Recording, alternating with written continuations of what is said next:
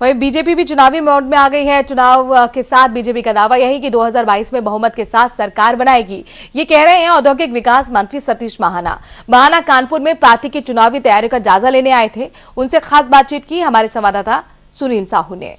आगाज हो सका है और पल पल सियासत अपने रंग बदल रही है। इस वक्त हमारे साथ बात करने के लिए मौजूद हैं प्रदेश के औद्योगिक विकास मंत्री सतीश महाना जी।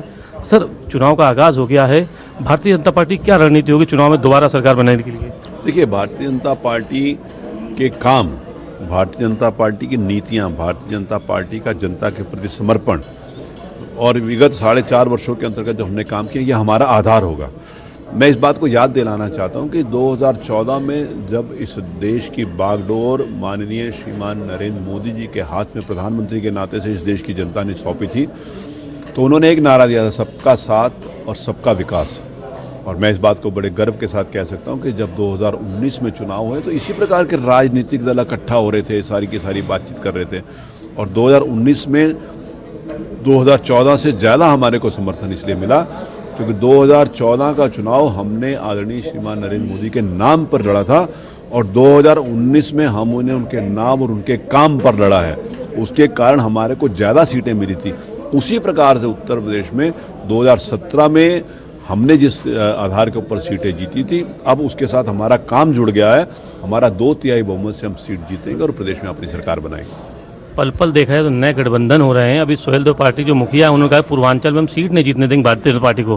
किस रूप में उनके बयान को देखते हैं आप? देखिए, मैं उनके बयान को बहुत सीरियसली इसलिए नहीं लेता कि हर नए हफ्ते में उनका नए व्यक्ति के साथ गले मिलते हुए फोटो आता है। अगर मैं इस बात को याद दिलाऊं तो उनकी फ़ोटो ओवैसी के साथ गले मिलते हुए आई थी। अब वो आज वो कह रहे हैं कि ओवैसी अच्छे नहीं हैं। उन्हीं के साथ कई फोटोग्राफ्स थी, कई गले मिलते हुए थी। उनकी अन्य राजनीतिक दल के नेताओं के साथ भी फ़ोटो हम लोगों ने देखी है। बीच में ये भी था कि वो भारतीय जनता पार्टी में भी प्रयास कर रहे हैं, लेकिन भारतीय जनता पार्टी ने नई बात बनी होगी उनकी। और आज फिर अब हम देख रहे हैं कि समाजवादी पार्टी के साथ गए हैं। देखिए, ये जो लोग जाति के आधार के ऊपर चुनाव लड़ते हैं, अब जनता उनको समझ चुकी है। मोदी जी ने इस देश की राजनीतिक दिशा को और दशा को बदलने का काम किया। आज विकासवाद की राजनीति है और राष्ट्रवाद की राजनीति है। मैं पूछना चाहता हूं कि जो लोग जाति के हिसाब से बात करते हैं, अगर स्वच्छ भारत अभियान के अंतर्गत शौचालय बने तो किसी जाति को छोड़ा गया क्या? अगर प्रधानमंत्री किसान सम्मान योजना के नाते हर किसान को उसकी लाभ दिया गया तो किसी को छोड़ा गया क्या? अगर गैस सिलेंडर का लाभ दिया गया तो किसी जाति के हिसाब से दिया गया क्या?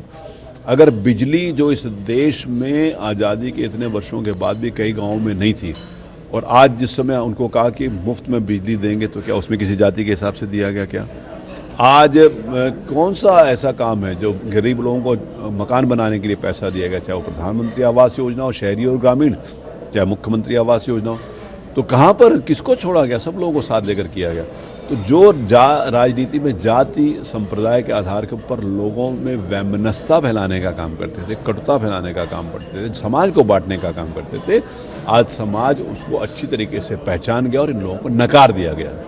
एक राजनीति सर के एक अंतिम सवाल, भारत और पाकिस्तान आमने सामने मैच में होने जा रहे हैं, क्रिकेट मैच में, देश तो उनके जीत की शुभकामनाएं करे। बतौर मंत्री आप क्या कहना चाहेंगे? ये मंत्री के नाते से भी और एक आम नागरिक के नाते से भारत माता के सपूत हैं और इस गेम में भी भारत माता के सपूतों की ही विजय होगी और बहुत बड़ी विजय होगी। ये थे मंत्री सतीश महाना जी, जिनका कहना है कि भारत पाकिस्तान के मैच में भारत की जीत होगी। साथ ही साथ उन्होंने बताया कि दावा किया कि आने वाला चुनाव भारतीय जनता पार्टी जीत होगी और दोबारा सरकार में आएंगे।